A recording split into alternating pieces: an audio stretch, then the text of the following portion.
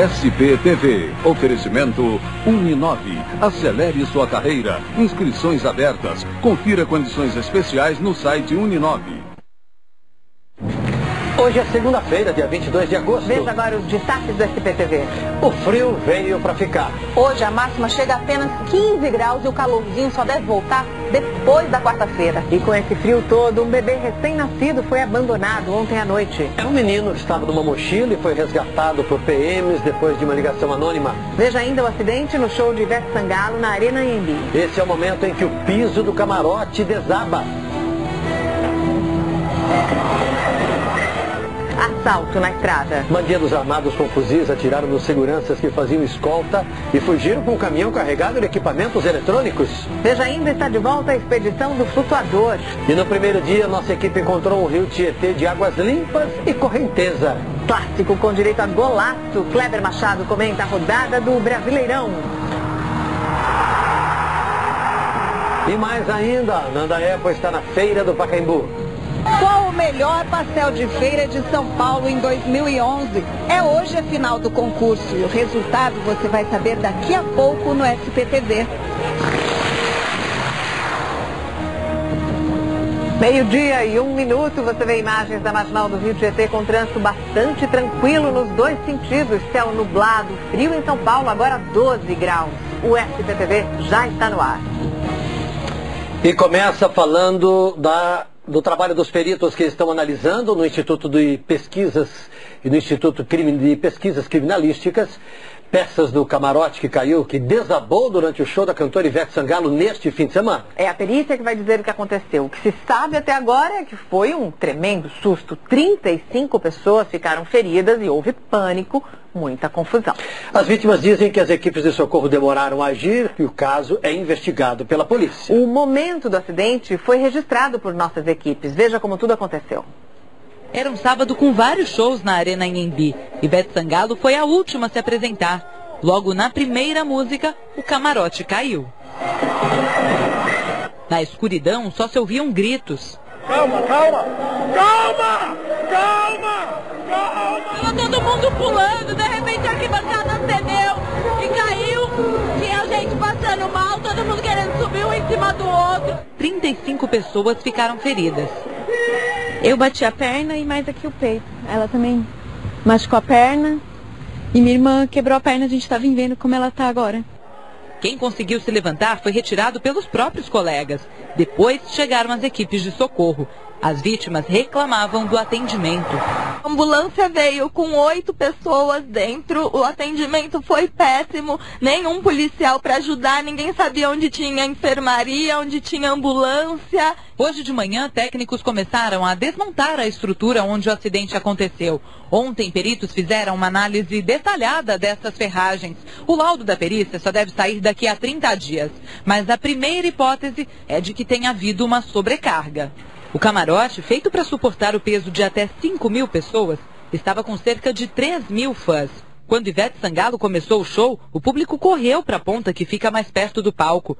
Peritos acreditam que a estrutura não suportou o peso. Vamos analisar toda a parte estrutural, vamos ver, comparar com as plantas. São peças novas, mas provavelmente a causa mais que a gente pode admitir no primeiro momento, que deve ter sido uma sobrecarga.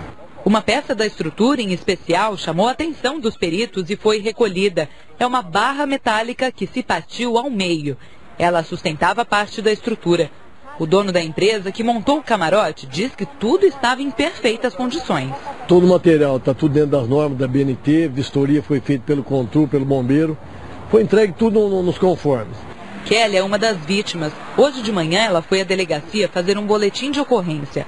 Está com dificuldades para caminhar, porque na queda machucou o joelho e o pescoço. A polícia registrou o acidente como lesão corporal culposa, quando não há intenção de machucar alguém. A queda foi alta, então dói. Tava minha cunhada e minha prima estavam junto, também estavam machucadas, também foram para o hospital. A produção de Ivete Sangalo informou que as vítimas serão convidadas a participar de um novo show. Pela internet, a cantora mandou uma mensagem aos fãs. Quero deixar meu beijo e minhas orações àqueles que estavam em meio ao que aconteceu no camarote. Meu respeito e carinho. A empresa Atrás do Trio, responsável pelo show, informou que tinha todos os alvarás exigidos pelas autoridades e que prestou atendimento imediato às vítimas. Agora existe uma contradição, porque a empresa diz que havia 3 postos médicos, 100 bombeiros brigadistas e 5 ambulâncias. As declarações das pessoas que se feriram mostram que os cuidados não eram, ou a organização não era tão grande. Mas 5 ambulâncias para 35 feridos, né? Por isso é que acaba não sendo mesmo o suficiente, ainda mais para quem está num momento de desespero como esse que a gente vê nas imagens, né? O importante é que ninguém morreu e as vítimas todas que foram encaminhadas para 5 hospitais, todas já foram liberadas. Agora existe uma coisa que é comum nesse tipo de acidente, né, Mariana? Me parece que as estruturas nem sempre realmente são montadas para suportar peso, para suportar movimento de público. Toda vez que cai um palco, que cai um camarote, o resultado é sempre o mesmo. Muita gente ferida. E a gente nota também que as pessoas, mesmo falando que estava tudo de acordo com a lei, na prática não está. Na prática, o acidente acontece, né? Não evita o acidente. Pois é, e desde o começo do ano um outro problema, Mariana. A população de São Paulo continua muito assustada porque os arrastões se repetem. A Polícia Militar registrou 16 arrastões em bares e restaurantes da Zona Oeste aqui da capital. O último foi num bar na Lapa, e a polícia tenta agora identificar os 4 bandidos que participaram da ação. Foi a segunda vez em 4 meses que esse mesmo bar foi alvo de assaltantes. Um dos bandidos entra no bar com a arma apontada para os clientes. Em seguida, chegam 3 comparsas. Os que estavam sentados na entrada do bar são os primeiros a serem roubados. Um dos assaltantes sobe a escada, vai direto ao caixa e pega o dinheiro. Ele percebe que está sendo filmado e desliga a câmera, mas o rosto dele fica registrado. Ele não sabia que nós tínhamos mais câmeras no circuito, que é onde deu para gravar as imagens dos 4 assaltando a gente. Este outro passa atrás do balcão. O assaltante que roubou os clientes da mesa também é filmado. A moça que tomava sopa no balcão é obrigada a entregar a carteira. Outro bandido volta para ver se ela tem mais algum objeto de valor, e a câmera também registra o rosto dele. Antes de irem embora, os ladrões roubam mais essa cliente. O assalto durou pouco mais de 3 minutos. Essa foi a segunda vez em 4 meses que o bar foi alvo de arrastão. Isso já aconteceu dia 12 de abril, com outros 3 homens diferentes, armados, que entraram também mais ou menos uma mesma ação, fizeram um arrastão com os clientes que estavam aqui. As cenas até parecem as mesmas. Um dos bandidos ameaça clientes e funcionários, enquanto o outro rouba dinheiro e os objetos de valor. Um terceiro vai na direção do caixa e pega o dinheiro, carrega o notebook roubado. Esta imagem mostra com nitidez o rosto de um deles. Na época, um boletim de ocorrência foi feito, mas os donos não divulgaram o caso à imprensa. Depois do primeiro arrastão, que foi em abril, o dono do bar contratou um segurança particular. Só que nesse último sábado, quando houve o segundo arrastão, os bandidos chegaram antes desse segurança entrar para o trabalho. O dono do bar acredita que os ladrões conheciam bem a rotina do bar.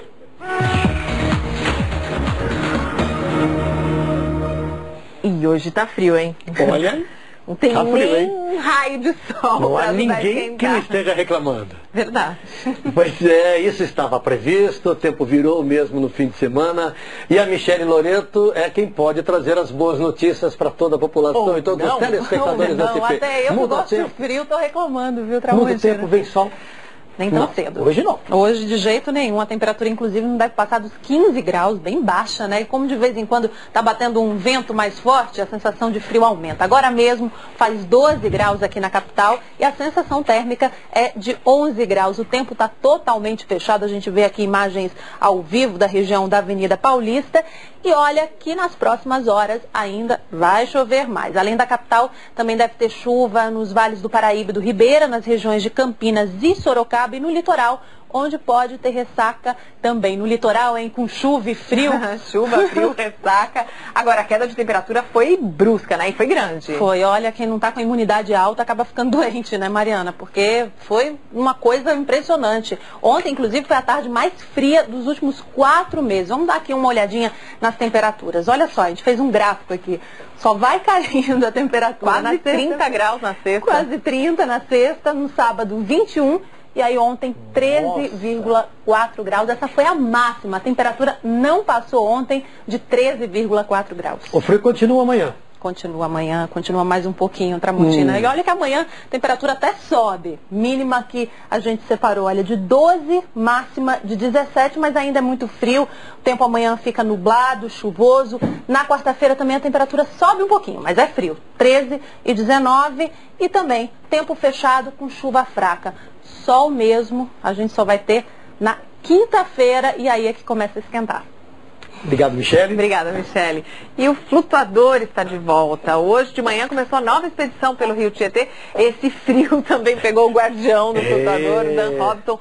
Nesse primeiro dia ele usou uma roupa térmica. Pois é, eu me lembro que no ano passado o Dan começou a viagem com céu azul, muito sol.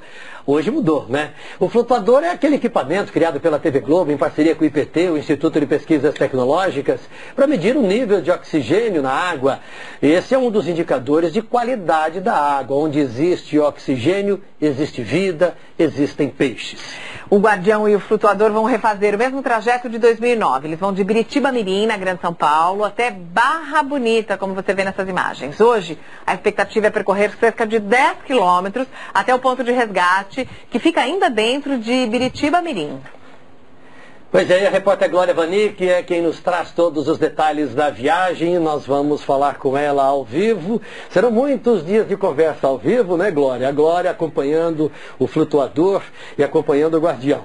Há 2 anos você fez essa viagem. Hoje, já deu para perceber alguma diferença neste princípio de expedição? Oi, Tramontina, oi, Mariana, olá para todo mundo. Já deu para perceber diferença, sim. Principalmente em relação ao volume do rio. O rio Tietê está muito mais alto esse ano do que em 2009. A gente tem inclusive uma régua aqui, olha, ele está com quase 3,10 metros de altura. Da outra vez ele estava coisa de 1 metro mais baixo do que o volume que a gente vê hoje aqui. Então, isso faz uma diferença grande tanto na medição de oxigênio, né, quanto na navegação do flutuador e do Dan Robson. A outra diferença que a gente percebeu foi a quantidade de plantações aqui no entorno do rio Tietê, em Biritiba Mirim. Essas plantações são muito comuns na região de Mogi das Cruzes, que é o cinturão verde. Biritiba também faz parte desse cinturão, mas a quantidade de hortaliças, de plantações aqui, de verduras, legumes, a gente achou que está maior do que a gente havia visto anteriormente. E uma novidade que nós encontramos hoje, nesses primeiros quilômetros aí que a gente percorreu o rio, né, acompanhou a expedição, acompanhou o Dan Robson e o flutuador, foi o José. O José é um menino de 6 anos que hoje não foi à aula, faltou a aula, não deixou a avó ir trabalhar e veio de carona na bicicleta, na garupa da avó, só para ver o Dan Robson e ver o flutuador e trazer inclusive um presente para o Dan Robson. Ele trouxe um pilão e disse que é para fazer paçoca. Uma gracinha, o José, que veio aqui conversar com o Dan Robson, tentou em 2009, inclusive, acompanhar também, chegar pertinho, mas na hora que eles chegaram aqui nesse ponto onde nós estamos, o Dan Robson já tinha passado com o flutuador, mas dessa vez, né, Dan, andando aqui do meu lado, dessa vez o José conseguiu. Você está preparado para fazer paçoca com o pilão que o José te deu ali? Vou tentar, não sou um bom cozinheiro, não. Vou tentar só. E aí, o que você viu nesse primeiro trajeto? Então, essa parte, sim, o rio está bem elevado, né? Bem mais do que em 2009.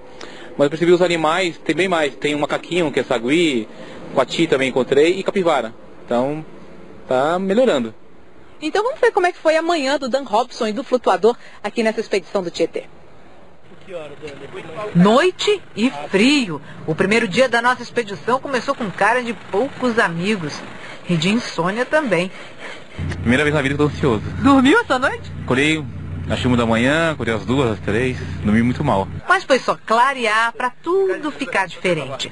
A roupa novinha estava pronta para entrar na água. Por enquanto tá amarela, né? Lá pra frente você vai ver a cor que vai ficar, né? E dessa vez, além de medir a quantidade de oxigênio no rio, a expedição também vai mostrar outros dados sobre a qualidade da água do Tietê. Todo sábado a gente vai recolher uma amostra, vai pro laboratório e vamos fazer uma análise química da condição da água, né? O que existe nessa água, né? Qual é o contaminante dela, o que existe de ruim nela. A volta ao Tietê foi acelerada. A barragem de Ponte Nova ficou fechada por vários dias e hoje estava aberta e com vazão alta. A agitação da água ajudou a oxigenar o rio e fez Dan Robson e o flutuador dispararem. Tá bem rápido que o rio, que eu lembro em 2009, acho que porta estava fechada e era bem lento essa navegação, né? E o rio aqui está fazendo um rally, então mais ou menos uns de 3 a 4 por hora. Na viagem passada, o rio não estava assim não. Os dois navegaram em águas bem mais tranquilas. E como o nível estava mais baixo, as pedras e os galhos atrapalharam a navegação. A gente vai seguir esse cano para saber onde ele vai parar, porque essa é a primeira grande intervenção do homem que nós encontramos desde que a nossa expedição saiu. E a gente está ainda bem pertinho da barragem de Ponte Nova, aqui em Biritiba-Mirim. Tem uma casa que aparentemente tem uma bomba aqui dentro que puxa a água e leva para algum lugar. E é esse lugar que a gente quer descobrir qual é. Seguindo o cano, encontramos uma lavoura enorme de hortaliças. O dono não quis gravar entrevista. É do Tietê que vem a água que ele usa para irrigar a plantação. Só que logo ao lado de onde ele bombeia essa água, um córrego de aparência bem estranha encontra o Tietê. E a sujeira desse córrego influenciou um pouco o índice de oxigênio. No local da largada, na primeira medição do dia, o flutuador registrava 6,2, um indicador de que a água está boa. Às 8h30 da manhã, estava em 6,1, também bom. E às 10h30, mais perto daquele córrego, caiu para 5,6. Mas nada para se preocupar. Oi, Glória, as pessoas podem pegar a água do rio para regar plantações, usar nas suas atividades profissionais, esse tipo de coisa? Olha, Tramontina, a gente entrou em contato com o DAE, que é o Departamento de Água e Esgoto, e fez essa pergunta, porque a gente também ficou na dúvida, né? Eles informaram que é permitido desde que a pessoa tenha uma autorização. É um documento que eles chamam de outorga, né? E essa autorização vai de acordo com a lei de uso de recursos hídricos. Agora, o que eles passaram para a gente é que dos 11 agricultores aqui de Biritiba-Mirim, que eles têm conhecimento, só um deles tem autorização para pegar água do rio Tietê. Os outros só do rio Biritiba. Então essa é a diferença. Sobre o volume do rio que a gente acompanhou, o DAE informou que o volume está normal, porque eles costumam regular nessa época para que a represa possa receber mais água durante o verão, com as chuvas de verão. Mas o curioso é que em 2009 a situação era bem diferente. Agora o flutuador percorre mais 4 quilômetros durante a tarde, Mariana. Obrigada, Glória. E você vai acompanhar as notícias dessa expedição todos os dias aqui na SPTV. E o Dia a Dia do Flutuador também está na internet, na página de São Paulo do G1. Tem uma seção especial para essa nova missão do flutuador. Lá você pode acompanhar as medições em tempo real, pode também rever nossas reportagens e ainda comparar com os dados da jornada de 2 anos atrás. Amanhã a Glória Vanik volta ao vivo para mostrar a expedição do flutuador.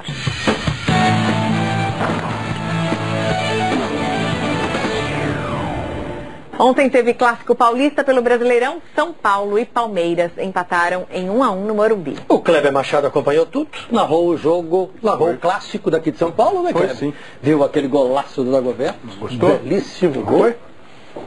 Belíssimo gol. Tem cara que fica achando culpado, né? Mas é um gol sem culpado, né? Gol mérito do Dagoberto. Competência, né? Competência. O Corinthians perdeu, não ganhou, perdeu, mas continua... Uma rodada estranha, né? O Corinthians podia ter aberto 5 pontos do segundo colocado.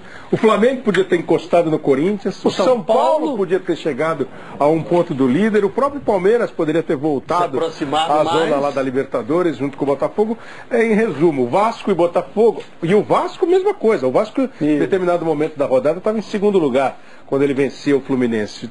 Ficou na mesma 4ª posição. Não mudou nada. Lá em cima, a classificação não mudou nada. O Corinthians não somou ponto. E Flamengo, São Paulo, Vasco somaram 1 pontinho cada um com o Palmeiras. E o Botafogo foi o único a vencer. O Santos saiu da zona do rebaixamento.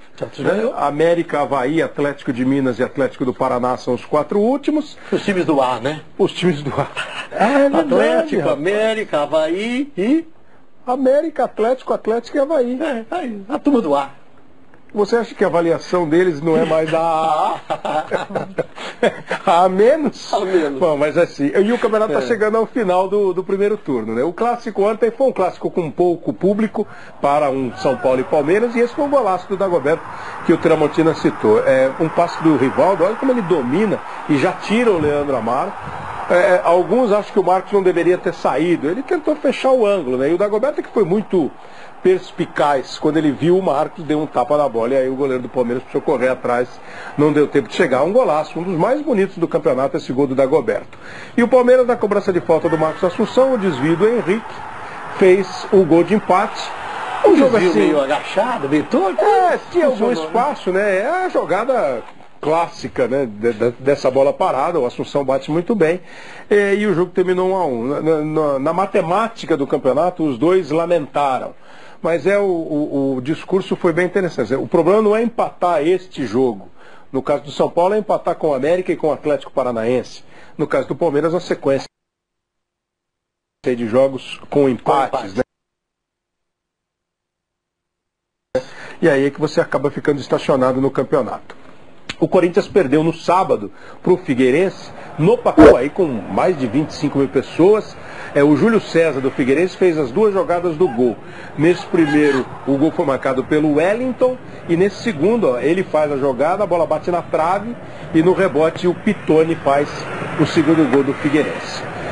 O Corinthians está naquela fase agora de, né, um jogo mais ou menos, até o conceito dos corintianos, dos profissionais do Corinthians, é que o jogo não foi mal disputado pelo Corinthians, o Corinthians jogou mal, mas perdeu o jogo. Agora mantém a liderança, são 2 pontos a mais do que o Flamengo, e pode encerrar o primeiro turno, depende dele para encerrar o primeiro turno. Termina no domingo que vem. Termina no domingo. Na rodada do domingo que vem, quando nós teremos o clássico Palmeiras. 2 clássicos, né? Porque você lembra nos anos anteriores que os caras começaram a falar que conforme os jogos tinha time entrando mais feijoada depois, antes do jogo, relaxado, né? Então eles botaram clássicos locais. Então tem Corinthians e Palmeiras em Presidente Prudente, Santos e São Paulo em Santos, na rodada do final de semana. O Santos joga na quarta-feira contra o Grêmio, um jogo atrasado, né? E ontem conseguiu a primeira vitória fora de casa. Ganhou em Salvador do Bahia. O Santos fez o gol logo no começo do jogo, neste pênalti em cima do Ganso, que o Neymar converteu. O Santos fez 1-0. Mas no primeiro tempo o Bahia mandou no jogo, o goleiro Rafael dos Santos fez ótimas defesas. Essa aí ele não conseguiu fazer a defesa por completo. Largou e o Júnior fez o gol de empate do time do Bahia. E o Santos passou sufoco, depois ele se machucou, o goleiro, entrou o Vladimir no segundo tempo, e nessa cobrança de escanteio, que jogada esquisita, um desvio, você falou do desvio do Henrique, esse foi um desvio bem consciente mesmo, mas muito feliz o Allan Kardec para fazer o gol e decretar a vitória do Santos, a primeira fora de casa. Então o Santos joga contra o Grêmio quarta-feira, contra o Fluminense, perdão, quarta-feira, o jogo contra o Grêmio é mais para frente. Santos e Fluminense quarta-feira, o São Paulo recebe o Ceará na Copa Sul-Americana, o Palmeiras recebe o Vasco também na Copa Sul-Americana. São Paulo perdeu por 2-1 lá e o Palmeiras perdeu por 2-0 no Rio. São os jogos aí do meio da semana. Obrigado, Kleber. Certo. E ainda hoje você vai saber qual é o melhor pastel de feira de São Paulo. O resultado do concurso sai hoje na feira do Pacaembu. A seguir, bandidos armados com fuzis atiraram nos seguranças e fugiram com um caminhão carregado de equipamentos eletrônicos. E mais, os parceiros do SP na freguesia do Ó. Veja também a história do bebê que foi abandonado dentro de uma mochila. Agora meio-dia, 23 minutos, 12 graus em São Paulo. O SPTV volta já.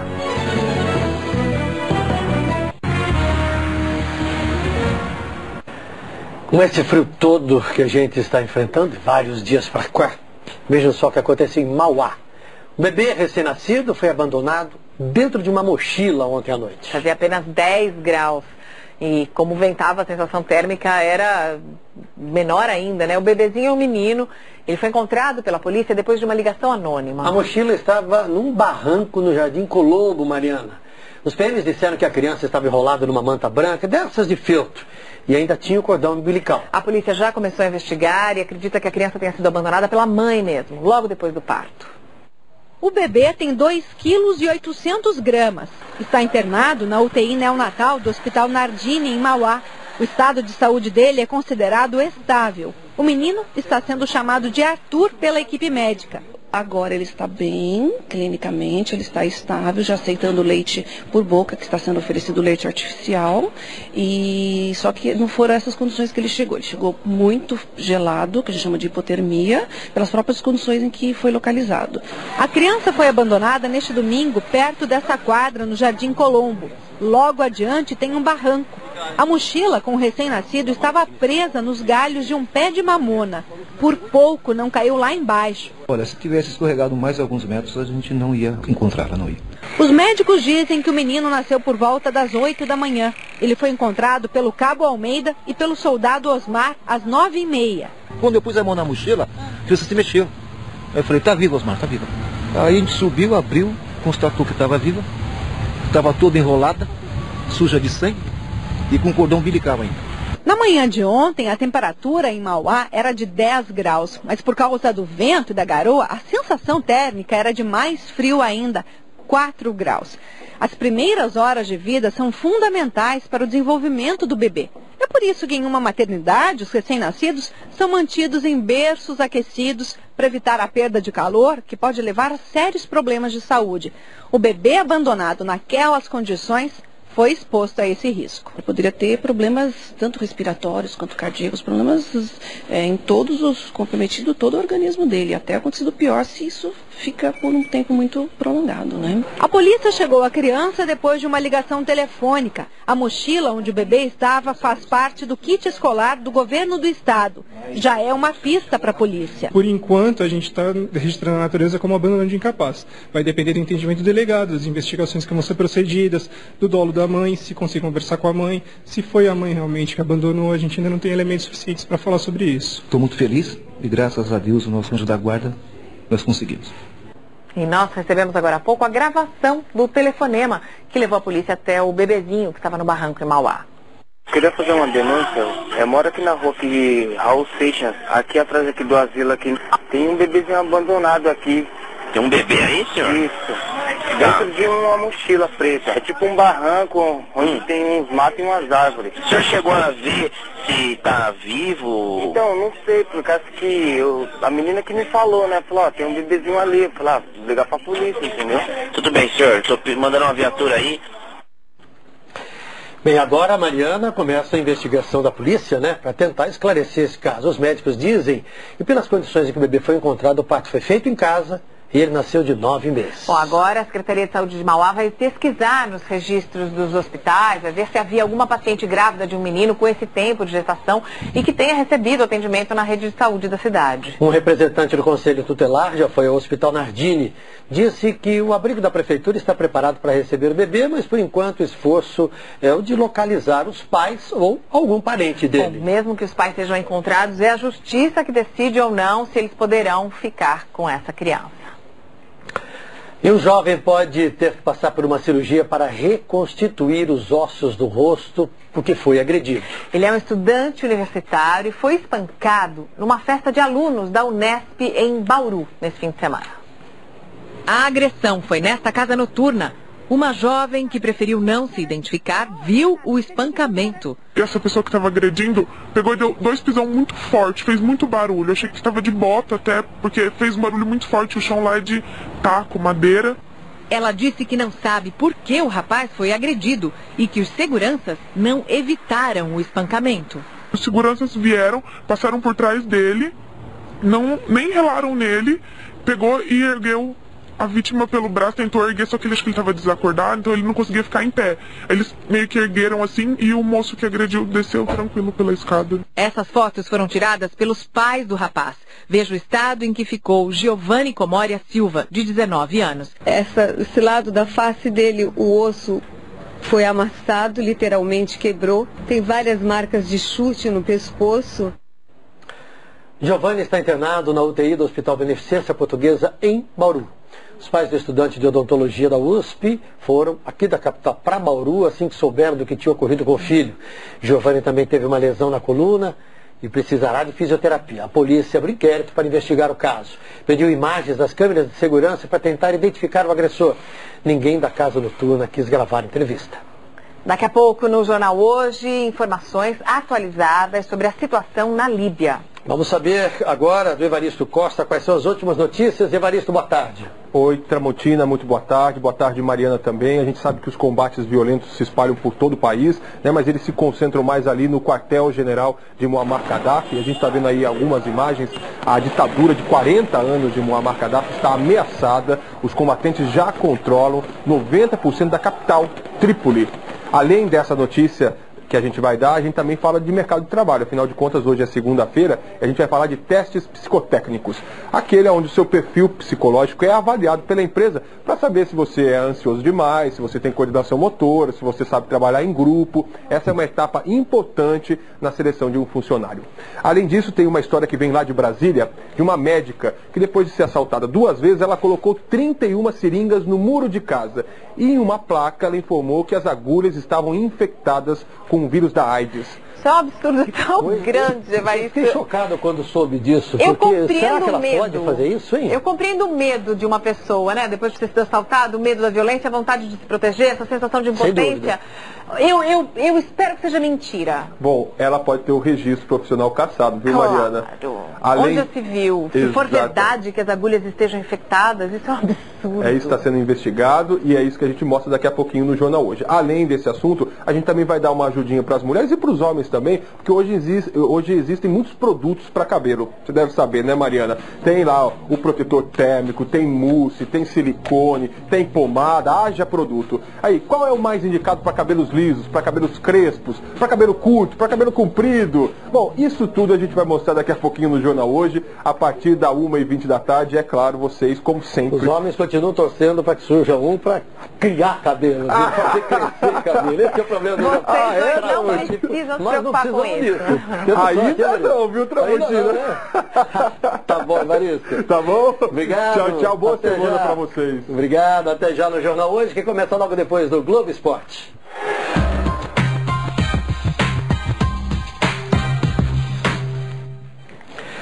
E há uma semana você acompanha aqui no SPTV a apresentação das duplas que foram escolhidas entre 5.000 candidatos para trabalhar como parceiros do SP. O Parceiro do SP é um novo quadro do nosso telejornal que vai mostrar a visão dos moradores sobre os problemas e também as boas histórias do bairro onde vivem. A ideia é fortalecer ainda mais nossa relação com as comunidades e hoje nós vamos conhecer a sexta dupla. Cadê o Márcio Canuto? Onde é que você está hoje, Canuto? O Parque Linear do Canivete, aqui na Brasilândia, está recebendo nesse momento a redação móvel do SPTV. Não me pergunte, Mariana, porque aqui se chama Canivete e ninguém sabe explicar. Alguém aqui sabe explicar o que é Canivete? Não, que o pessoal saiba que isso aqui passou por uma transformação há 1 ano e meio. Era uma área invadida, houve então o deslocamento do pessoal, se formou esse parque linear. Aliás, uma das poucas áreas de lazer aqui da Brasilândia e região também da freguesia do Ó. Hoje, aquilo que era córrego, virou um parque. Nós temos ali lá no final, tá vendo, Valdizinho? Aquele toldo onde esse pessoal aqui promove um pagodezinho maneiro no sábado e também no domingo. Mas aqui tem outras coisas mais. Tem área de lazer, tem 3 playgrounds, tem também uma pista de skate mais adiante e estão construindo também uma cancha de bote. Você sabia que tem tudo isso aqui? Pois é exatamente para mostrar as virtudes do lugar e também os seus problemas que nós escolhemos os parceiros da SPTV. E aqui nós temos a dupla hoje de Brasilândia e freguesia do Ó, Diogo e Henrique.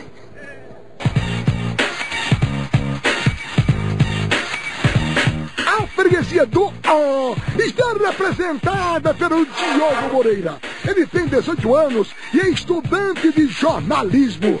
No vídeo que o Diogo mandou para a seleção do parceiro do SP, ele mostrou uma casa que abriga idosos.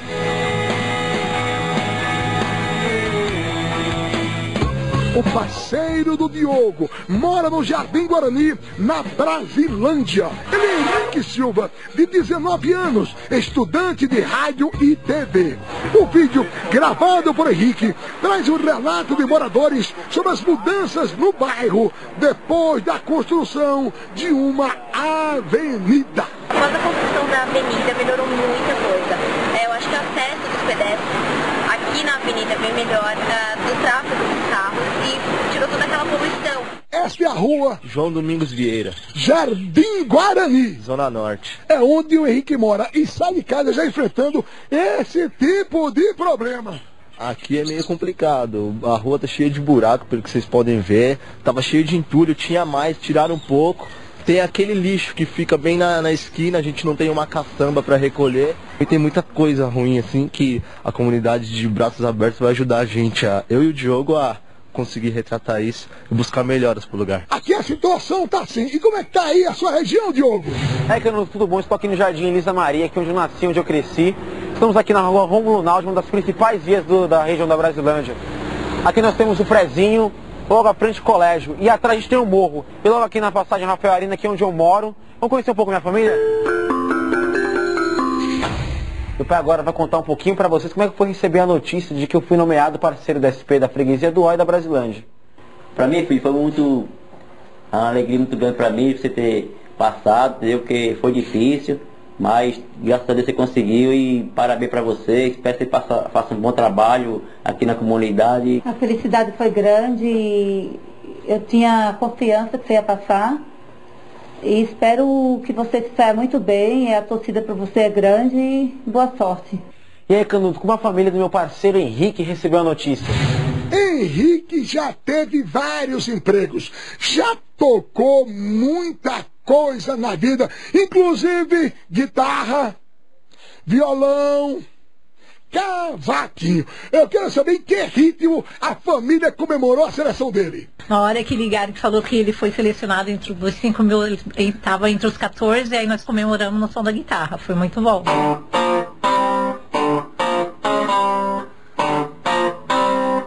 Fala aí, Diogo. Bom, eu não vejo a hora de começar logo esse projeto. Está trabalhando aqui nas ruas da Brasilândia, da Freguesia do Ó, mostrando serviço, mostrando trabalho e tentar mudar um pouco essa realidade nossa de cada dia. E amanhã nós vamos conhecer a última dupla parceira da SP, que vai contar as histórias de Franco da Rocha. A seguir, bandidos armados com fuzis atiraram nos seguranças e fugiram com um caminhão carregado de equipamentos eletrônicos na Via Anguera. Teve roubo de carga também no Butantã. E mais, o melhor pastel de São Paulo. O concurso terminou hoje. O resultado vai ser anunciado na Feira do Pacaembu. 12h39. O SPTV volta já.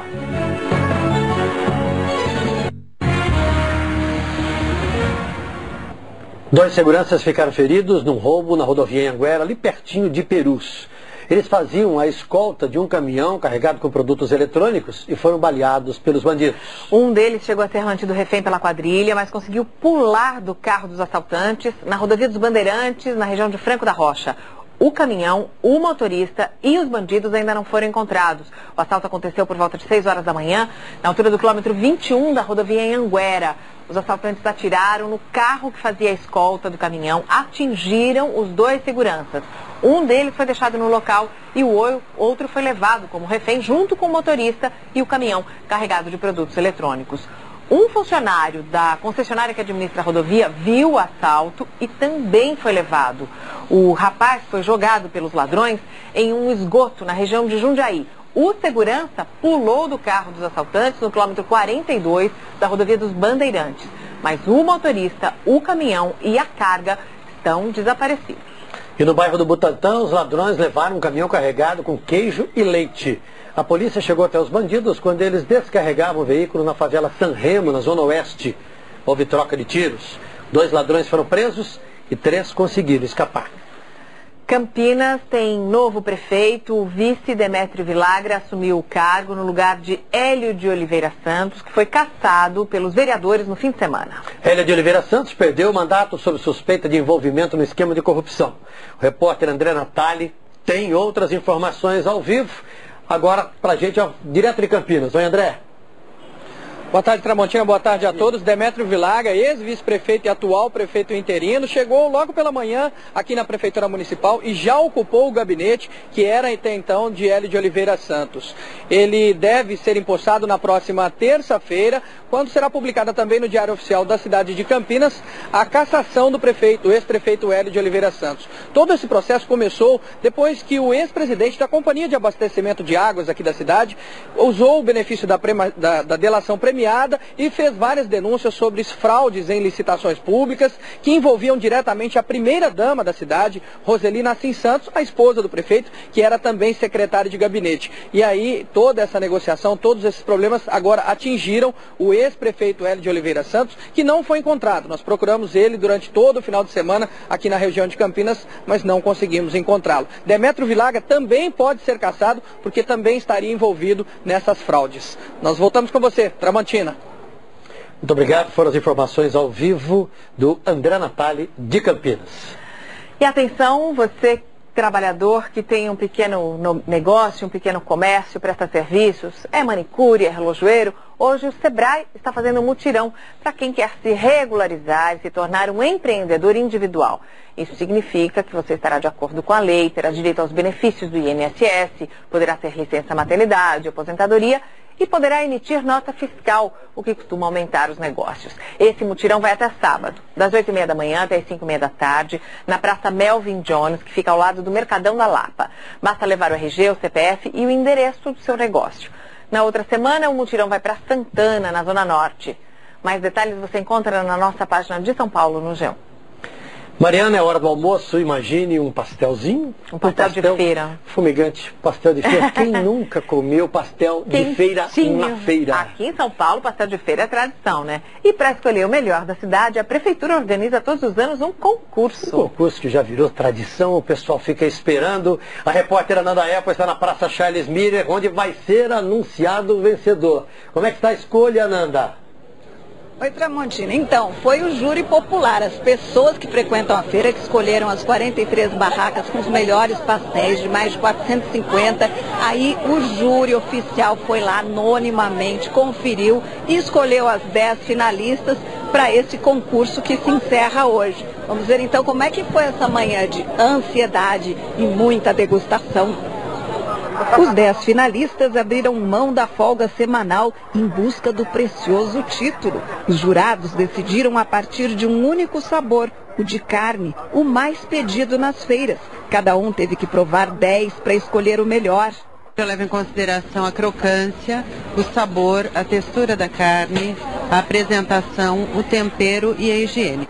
A barraca da Maria do Pacaembu já tirou o primeiro e segundo lugares nos 2 últimos concursos. Este ano inovou até com pia para oferecer aos clientes e busca a vitória com uma nova receita. Coloquei casquinha de limão siciliano. Ficou muito, muito bom. A barraca Agena da Zona Leste levou o título do ano passado e agora tem até caixa registradora como diferencial. Além do pastel de carne bem recheado com 80 gramas, a família está testando o pastel de massa integral, que fica mais escuro, e quer o título de novo. Fazendo um pastel ótimo, bom, como sempre, né? Como a gente sempre fez. Quem fizer o pastel campeão vai levar um prêmio de R$8.000 e o reconhecimento de muito mais fregueses para curtir sem culpa estas 350 calorias. Mas vale a pena e o resultado já saiu. O primeiro lugar voltou para Maria, que fez pia nova na Barraca da Maria, que em 2009 tinha tirado o primeiro lugar. E não é que a receita do limão siciliano na carne funcionou? Olha o tamanho da fila das pessoas que estão esperando para comprar o pastel dela. O segundo lugar ficou com a Barraca da Soninha da Zona Norte, e o terceiro é para o Pastéis Agena, que tinha tirado o primeiro no ano passado. Agora é só você provar. Tramontina? E com uma vontade louca de comer um pastel, a gente encerra o SPTV. Boa tarde. Boa tarde, até amanhã.